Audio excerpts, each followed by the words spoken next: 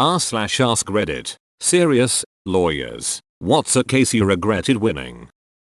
I do family law and I represented a father who had lost most of his custody from heroin use and imprisonment as a result. He came to me saying he was clean and doing good and had his life together and it checked out. He had been clean for almost 9 months not counting jail time and seemed sincere in wanting to resume a full relationship with his son. The other side fought viciously to keep him at extremely little custody and supervised at that. But we prevailed and got an order restoring fairly frequent unsupervised partial custody. Not long afterwards, only about 3 months after the case, he was back doing heroin. Sold most of his furniture, and for me the most soul crushing is that he set up a fake GoFundMe stuff for his child's cancer. His child didn't have cancer and has never had cancer, so you know where that money was going. I withdrew my appearance at this point, so I don't know what happened afterwards, but I imagine and hope his custody was taken away. Basically the net result of winning that case was that the poor boy had to witness his father relapse on heroin and was exploited for money. Worst case I ever won. I work in medical malpractice defense. Once I had an obstetrician gynecologist who burned a patient during a procedure. When I met with the doctor, he lied to me throughout the representation over 16 months, saying he had no idea how it happened. There is a doctrine in law called res ipsa, meaning absent some sort of negligence. This accident could not have occurred. Woman came in without a burn, and after the procedure, the woman left with a burn. There's no way this doctor didn't know what had happened. The area of the burn was where he was operating on. It wasn't until I brought up settlement, because this was not a case we could win, did he say, "Oh, maybe I do know what happened." We ultimately settled that case, which is considered a favorable outcome considering the potential high monetary verdict. Sometimes I think this doctor really ought to have lost that case and their license. Guy lost his wife and children in a car accident. He wanted to exercise to get his emotions and mental health back in check. Doctor wrote him recommendations for exercise equipment, ball, chin-up bar, nothing crazy, and he submitted the expenses for same to his insurer. Client, insurer/adjuster, wanted this for tooth and nail because exercise equipment was only covered for physical rehab and he was not physically injured. I do not practice in this area anymore.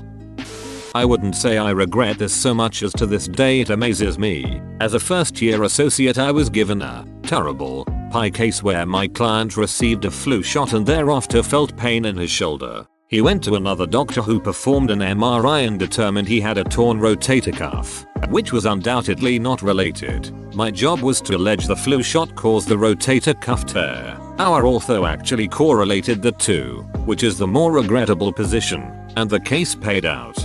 Being the bottom of the totem pole, I had no choice but to take the case, which was handed down by a partner, but at the same time, just overwhelmingly made me feel like the worst stereotyped attorney and just hated having to walk into court on it and feel my reputation being destroyed. As a personal injury attorney, I've seen a few clients win the blue collar lotto or getting more money than they reasonably know how to deal with. I do my best to educate them, but my job is to try and maximize their recovery, not teach them finance. I have definitely contributed to a few drug habits. I got a spoiled brat of a teenager cleared of a shoplifting charge when he absolutely had done it. His rich parents hired me to represent him. I did that to the best of my ability, and we went to trial and won. But I can't say I felt good about it. This kid needed to be taught some accountability for his actions and his parents just wanted to buy their way out of any trouble he got into.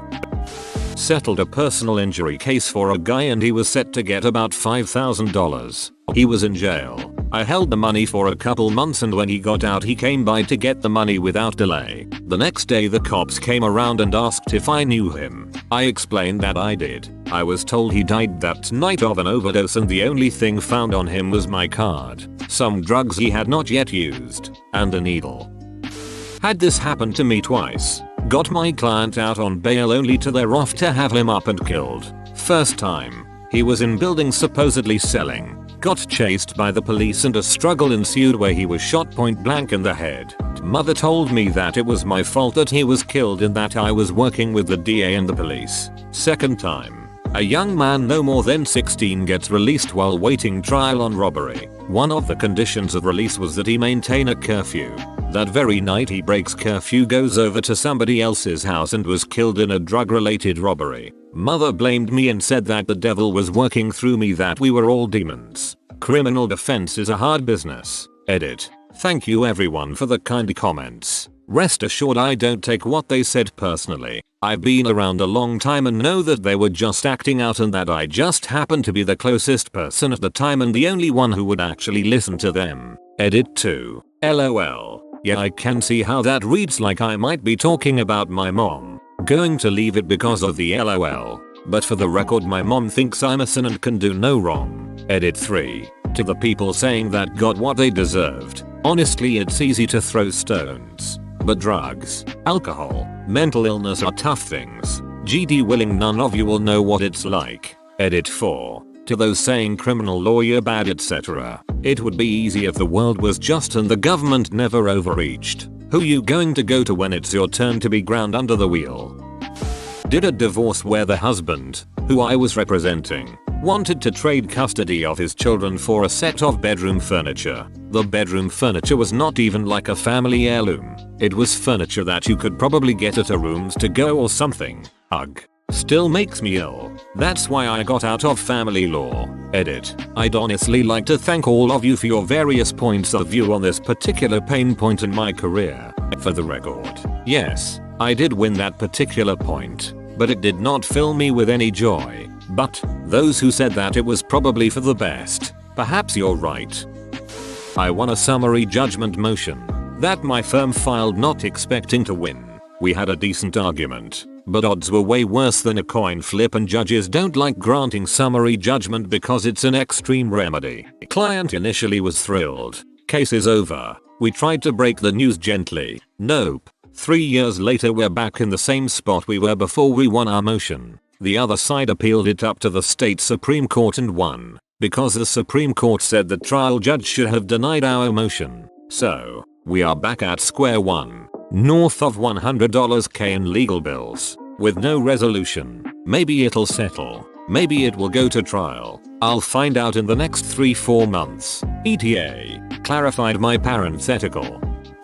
There was a case that I saw that involved a claim with fee shifting, meaning that if the plaintiff won, their attorney's fees would get paid by the defendant. Defendant pushed an aggressive legal position at trial that the judge agreed with, and won, avoiding a few thousand in liability to the plaintiff and a few thousand in attorney's fees. So far so good, but then the plaintiff appeals all the way to the state's high court, requiring a ton of briefing and time. High court agrees with plaintiff, reverses and sends back to the trial court, which now enters judgment against the defendant for a few thousand in damages against the plaintiff and tens of thousands of dollars in attorney's fees from the appeal. The defense lawyer probably regretted winning at first on that aggressive argument to the trial court.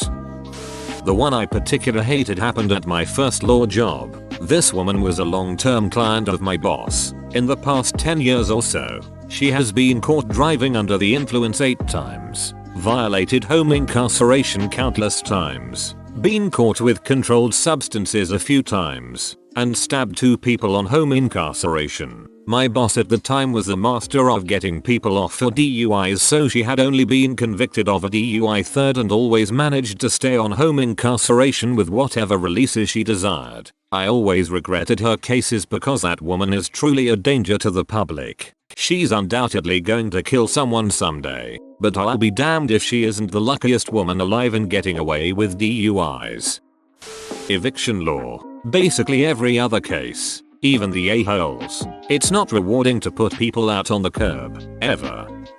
Little late to the party, but I've got one I still think about a lot. Worked in criminal defense, represented a guy in a DUI. He had priors, so another convocation meant time, loss of license, problems. Long story short, he was pulled over by police after they followed him leaving a bar. At trial I elicited admissions from the arresting officer that during the 2.5 miles he followed him for, he did not observe a single moving violation, no speeding, erratic driving, driving over the lines, blowing stop signs, running red lights, didn't even stop suddenly at red lights, Also got the DRE officer to testify that the accused only spoke Spanish and they couldn't get an interpreter officer to the roadside to explain the field sobriety exercises, which the officers documented the accused refused to perform. Jury came back in 15 minutes. Guy was extremely grateful, and his lovely family was very gracious in thanking me and our office. Feel good about the whole thing. Couple months later I'm in county to meet with a client, and I see him in one of the pods. Find out sometime after the trial he violently sexually assaulted his 8-year-old stepdaughter. Think about that one a lot. This probably won't be the best answer, but it is a real one. After law school I had to turn down a criminal defense job offer because my wife got a better offer somewhere else. So basically, I followed her along and was desperate to find something. After 3 months of fruitless efforts, I would take just about any job that required a JD, whereas literally the only thing I ever wanted to do was criminal defense. 3 months after moving I got an interview for a real estate litigation job. They hired me the next day. Looking back, that was probably red flag number 1. First day on the job they taught me how to foreclose on a claim of lien. These are 2 things I had never heard of before. Turns out, it is totally brainless work if you have the right forms. Mind-numbingly boring, basically just cutting and pasting new addresses and amounts owed. So anyways, it took me about 2 months to realize this. When I had my first set of hearings, but literally my sole purpose at the firm, which represented over 100 homeowners associations, was to take people's houses away from not paying their homeowners association dues. After my first set of foreclosures, I actually slipped into a pretty legitimate depression. I was getting paid peanuts to drive nearly an hour to work every day to do work I despised on behalf of people I literally could not pretend to care about. The straw on the camel's back was when I started signing the foreclosures and realized I was that guy. You know, I understand someone has to do the work, I guess. There certainly is a lot of money to be made, but it was not for me. I did that job for 3 months, came home one Friday, and told my wife I'd rather be homeless than go back on Monday. By some stroke of luck, I started a stellar criminal defense job within 2 weeks, and all of the heartache has 100% been worth it. I've won a lot of cases. You have to redefine winning and losing when doing criminal defense, because sometimes even a particularly juicy plea is a win-limo, and never once felt bad about it. For example, I got a guy's plea deal cut from 60 years to 15 years for a string of robberies where the interrogations and confessions were overwhelmingly unconstitutional. Like, the interrogations were textbook How Not to Do an Interrogation Missouri v. Seibert, and stuff like that. Never lost sleep over someone not going to jail. So yeah, every case where I took someone's house away, probably 24 times, for not paying her fees, generally $4,000 or less, was the worst case I ever won. Duck hoers. Whoa, you made it to the end? You're a ducking beast. I'll cut you a deal. Smash like and subscribe for more curated content. It's free and that's a great price.